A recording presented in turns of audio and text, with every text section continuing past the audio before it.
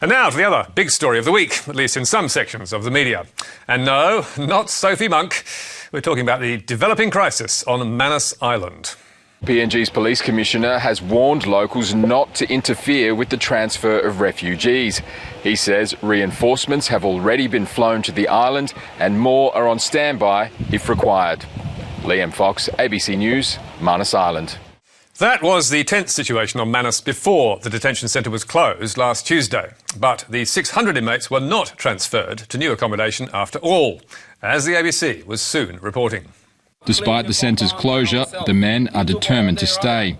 They've started collecting water in rubbish bins.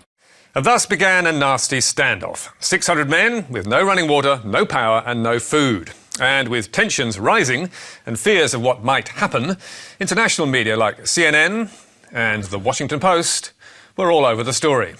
But the ABC's Liam Fox still had exclusive TV footage from inside the centre, the first in years, because he was the only Australian or foreign journalist there when it shut down. This is the rooms. This is our rooms. Of course, there were other voices being heard from Manus, like Kate Schutze from Amnesty International. We're very concerned about what might happen today and the increased risks of violence around the proposed closure of the centre. And Green Senator Nick McKim also popped up in several places with dramatic comments about the dangers asylum seekers were facing. They're being left at the mercy of the Papua New Guinea Navy, who earlier this year attacked the centre with submachine guns and shotguns and tried to ram through the gates so they could attack and kill detainees. I mean, it's a humanitarian crisis unfolding at Australia's hands. But why were most of the professional media not there to show us what's happening and bring us the facts? They knew the centre was closing because the announcement was made last year and the date was confirmed 5 months ago. And with claims like this from one of the asylum seekers, who's himself a journalist, you'd think the media would want to be there. The police already they beat some of the refugees, and the local people they attack the refugees and rob them. And this place is not a safe place. That claim is denied by Immigration Minister Peter Dutton, but all the more reason to check it out. Yet commercial TV pretty much chose to ignore the Manus story, even though both 7 and 9 got reporters and crews at considerable expense to Bogota in Colombia for the sentencing of Australian drug mule Cassey Sainsbury. Surely a much less important story. However, it has to be said, those who tried to get to Manus did find it a challenge. News Corp's Rory Callinan and photographer Cassey finally got onto the island late on Wednesday, apparently on a tourist visa, and then hitched a boat ride to the detention centre.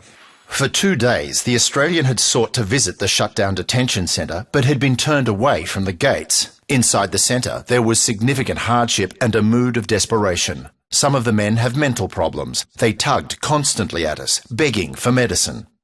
SBS also wanted to send a reporter, but applied for a visa 6 weeks ago and did not get approval. While Fairfax Media covered the story extensively, but had no one on the island. Yet they too had a reporter in Bogota. When we asked them why no one was on Manus, we got this blunt response. Any suggestion that we aren't giving it the appropriate coverage is drivel. And to underline it, if it ever needed it, our assigned photographer was refused entry on Friday. So who is that? Freelancer Matthew Abbott, who was prevented from entering PNG when he applied for a visa at Port Moresby Airport. So what happened?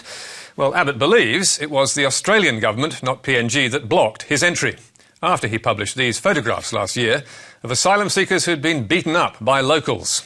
Abbott told MediaWatch, "The Australian government put me on a watch list. Everything on Manus is controlled by the Australian government. I was also told that I had been involved in publishing disruptive material from Manus in the past." We put Abbott's claim to the Department of Immigration and Border Protection, which told us curtly, "Entry to PNG is a matter for PNG authorities." That may well be true, but it's something that many in the media find hard to believe.